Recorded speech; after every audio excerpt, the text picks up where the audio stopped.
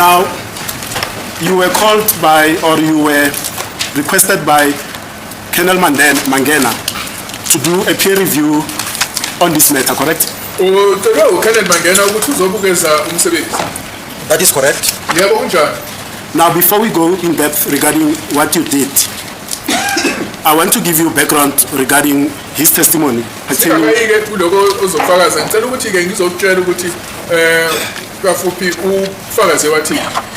Now, I'm not going to dwell much because that evidence is off record, but because you were not here, I'll give that to you. He says that he received 2 test fires from the exhibit firearm. Those test fires, TB1 and TB2, were fired by Warrant Officer Rulofse.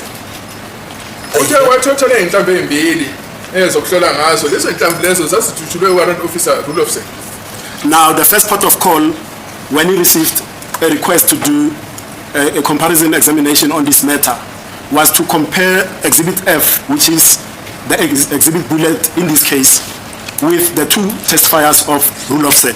Exhibit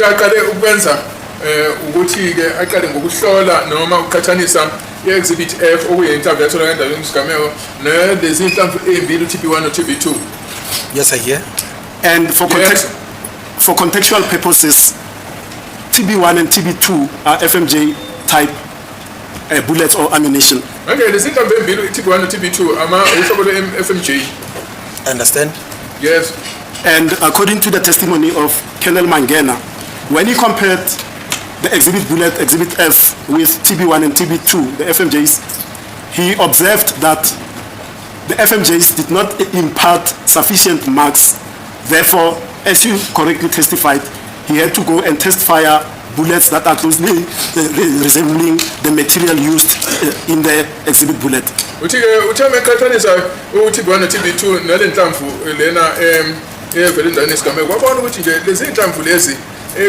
zange zibe nezimpawu ezanele baphoqelela ukuthi aqhubele phambili ke eyodubula ezinye inhlamvu njengoba usushilo ke ukuthi ke ezinensimbi efanayo nalensimbi yakhe inhlamvu lena ephuma endaweni yesigameko.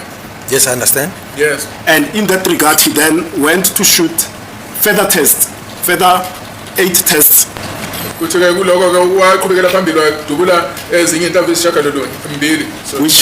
are TB3 to TB10.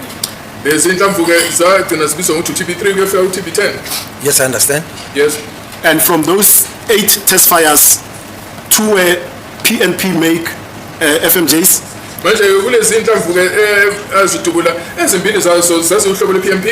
Yes, I understand. Yes, sir.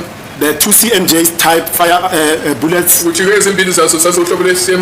were of ANG manufacture. I understand. Yes, sir. The further 2 CMJs were of 6-hour manufacture. And this is the FMJ as 6-hour. Yes, I understand. And the last 2 were of a make that he never recorded, and at the time he testified, he could not recall those last 2.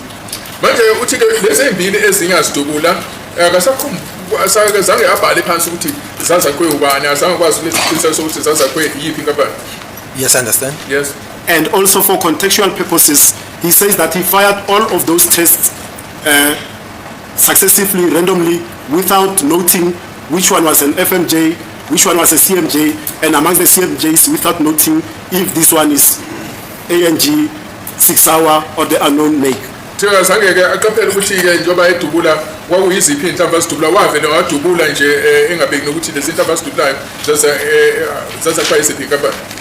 I understand. Now let me proceed there, Lieutenant Colonel uSereo. In your lab, regarding the processes and procedures, is there a particular worksheet that directs you what to complete as you do your examination, comparison, and the like? The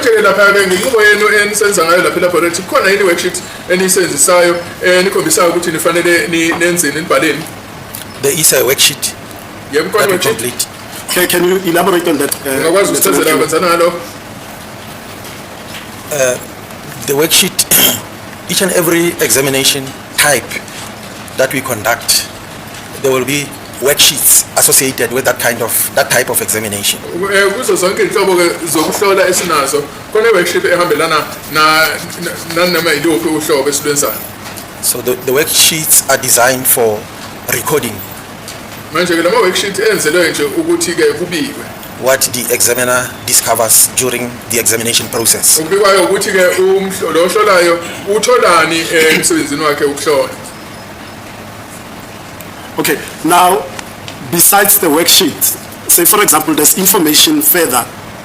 You've done several tests and there's incomplete space to record your workings.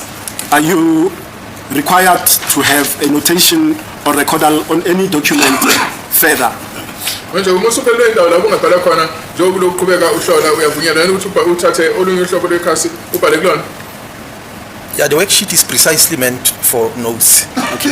Manje le worksheet engikhuluma ngayo iyakelwe ukuthi ithathe ama-note. Now, back to the subject matter of your peer review. You are then given, and correct me if I'm wrong, because you try to answer that under Mr. Mngomezulu's cross-examination, but Colonel Mangena says he gave you all the test files for you to compare, correct? Colonel Mangena uthe ukunike zonke inhlamvu ukuthi uziqhathanise kunjalo. That is correct. Yebo kunjalo. And you see the dilemma is this. That's why I'm asking you about the worksheet, because amongst those 10 test files, 4 of them are FMJ. That will be the 2 FMJs by Colonel Mangena, the 2 FMJs by Warrant Officer Hulofse. Ngibuza ngoba ke ngibona ukuthi khona inhlamvu ezine ezohlobo le-FMJ ngoba khona ezimbili inhlamvu ezu-FMJ ezivela ku-Colonel Mangena nezimbili ezivela ku-Warrant Officer Hulofse. I understand. Now, the point is this, and I've given you the context of Mangena to say the FMJs did not impart sufficient individual marks for me to make an identification. That is a positive match. Ngoba ke uthi Mangena lezi inhlamvu ezohlobo le-FMJ azizange zibe nezimpawu ezilingene ukuthi angakwazi ukuthi ahlonze ngokugcwele. Yes, I hear that. Ngiyakuzwa lokho. Now, in that context, let us jump onto this aspect, because I'm going to be up and down, so bear with me. The AFTI has got a theory of identification, and they also have got what they call the AFTI range of conclusions. Are you aware of that? I am aware. And what are the range of conclusions that we can reach as ballistic experts after our examination?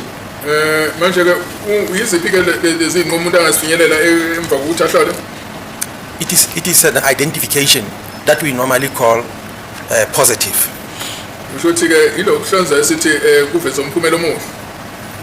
It is an inconclusive result.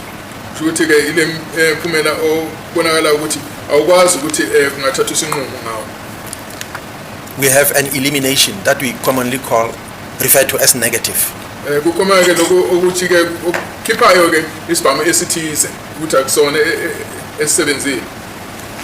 And for argument's sake, and correct me again if I'm wrong, I'm not a ballistic expert, there may be a fourth one that is unsuitable for comparison, where the bullet projectile is so damaged that we cannot even put it under a microscope. Is that correct?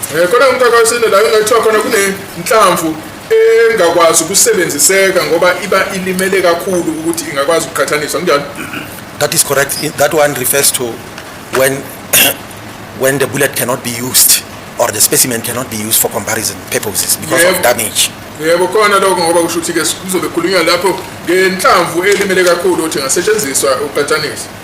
And as I was going through the literature on these aspects, it says also, with inconclusive finding, there are 3 categories under inconclusive. Are you aware of those categories?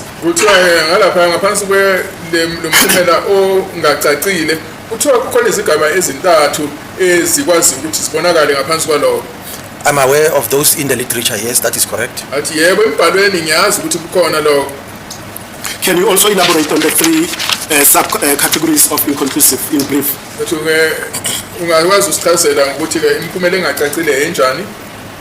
The first one is called positive inconclusive.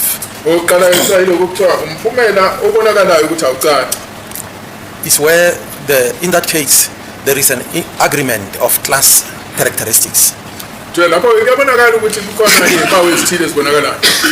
and some measure of agreement of individual characteristics.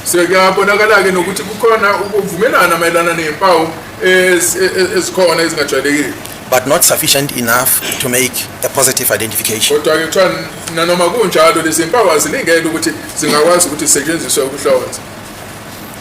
There is a negative inconclusive.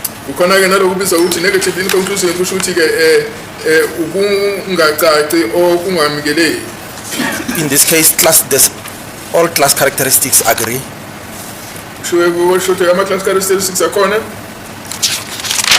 With some measure of differences.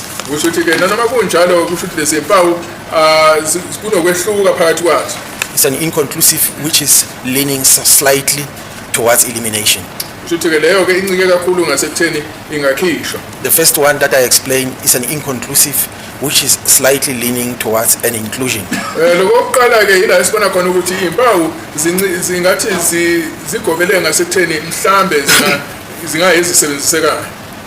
There's an inconclusive result where all class characteristics agree. What? Agree.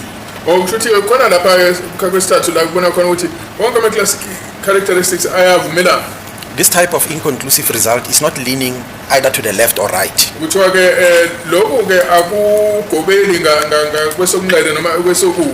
In simple terms, it means I don't know. Because you cannot determine whether or not a specific bullet was fired by a specific firearm.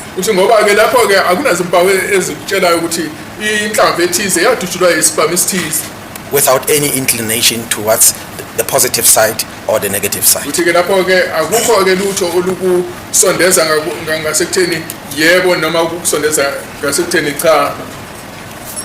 Now, given those range of conclusions, would I be correct that, especially let's focus on, because the other two, inclusive elimination, speak for themselves, regarding the inconclusive finding, irrespective of the subcategory, that inconclusive finding is a standalone finding, correct?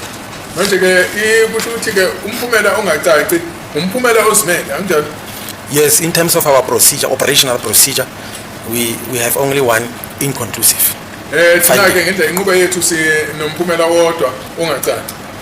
And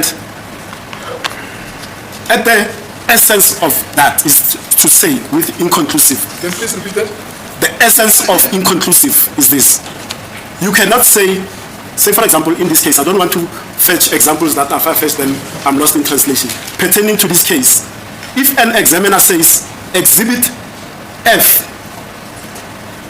and which is the firearm, and exhibit the exhibit bullet in this case, I cannot determine either way whether this bullet was fired from this firearm, then that will be an inconclusive finding.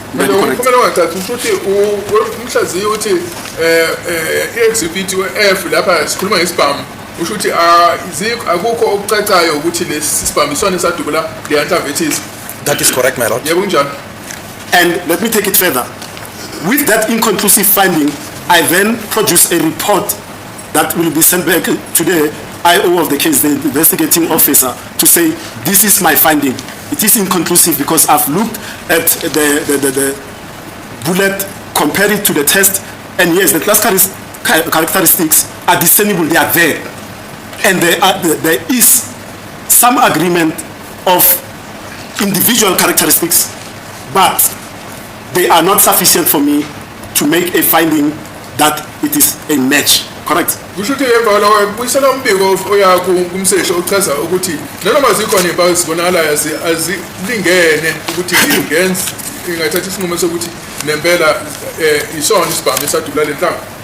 Yeah, all reports, whether positive, negative, inconclusive, must be sent to the investigating officer.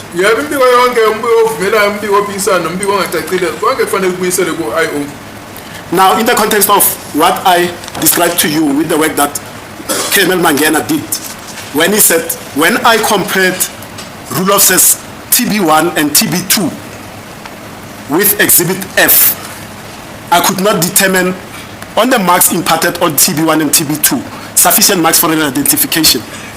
By procedure and what you've just explained now, he was supposed to make a report of that inconclusive finding, correct? Okusho ukuthi urule sehlolile wathola ukuthi ke azike impawu ezilingene zokuthi angathatha isinqumo ngoba kungacaci kahle umphumela bafanele abhale umbiko ophindisela ku IO ochaza ukuthi umphumela ucacile akunjalo.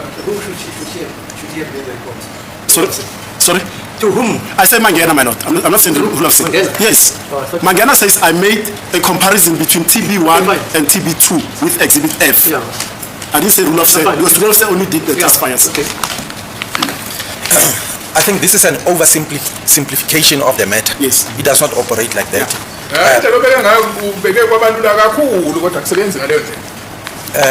Analysts are trained. That is why the training is specific and is specialized. Abaqeqeshiwe ke laba abahlaziyi yikho nje umsebenzi wokubaqeqesha ufanele ube uqonde entweni ethize. They are trained to be able to discern or identify specific features on specimen under examination. Ufanele bakwazi ukuthi bahlaziye babone impawu ezithile uma behlola. And make certain conclusions or decisions based on what they see. Bakwazi futhi nokuthatha izinqumo kuloko abakubhekile.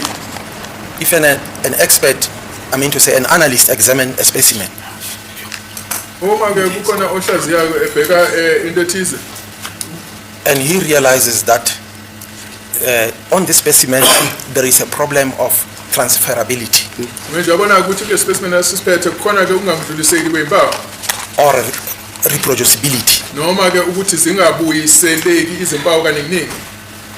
The analyst is entitled to fire additional tests. Manje umhlaziyi uyavunyelwa ukuthi angadubula ke ezinye izinhlamvu. As the features on the specimen he has observed under the microscope has revealed to him that this is a possible firearm. Manje kuma ukuthi ke ugcine ebonile ukuthi ke kungenzeka ukuthi sona lesi sibhamu uma eloke ebhekile ngapha ehlola lama specimen awaphela. He will be able to identify, for example, in this case, as it has been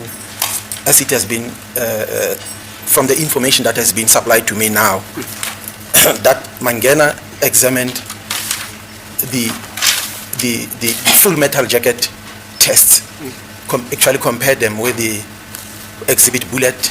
Ngoba sekushiwo ukuthi manje wathatha izinhlamvu zama full metal jacket was qathanisa nenhlamvu exhibit bullet which is of a CMJ type. Uhlobo lwe-CMJ.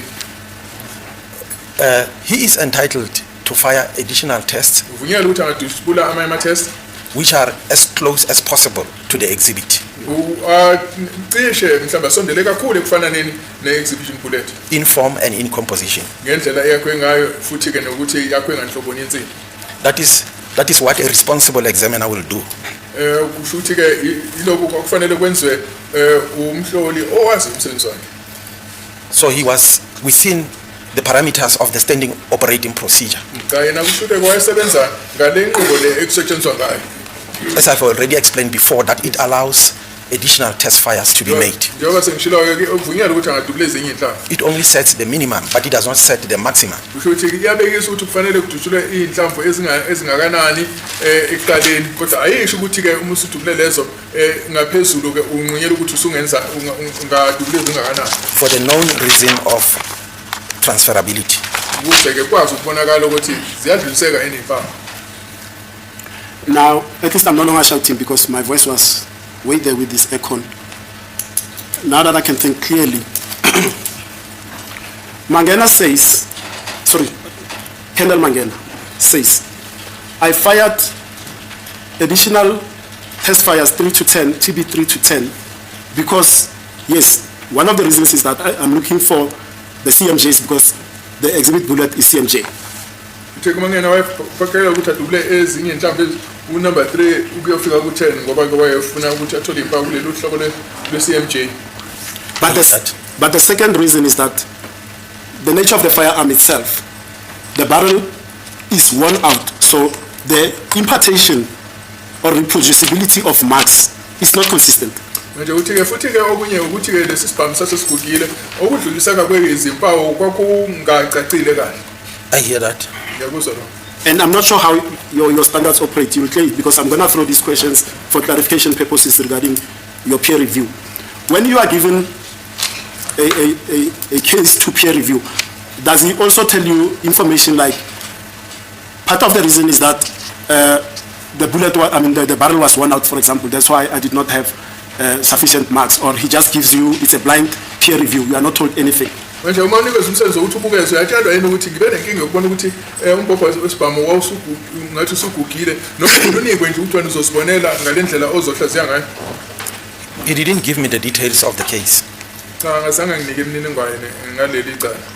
I'm not referring to the merits of the case. I'm referring specifically to a ballistic tool mark that he used. Did he tell you that the barrel was worn out through wear and tear? Angisakhulumike ngecala, ngikhuluma nje ngeumbhobho wesibhamu ukuthi wakutshela yini ukuthi ogugile.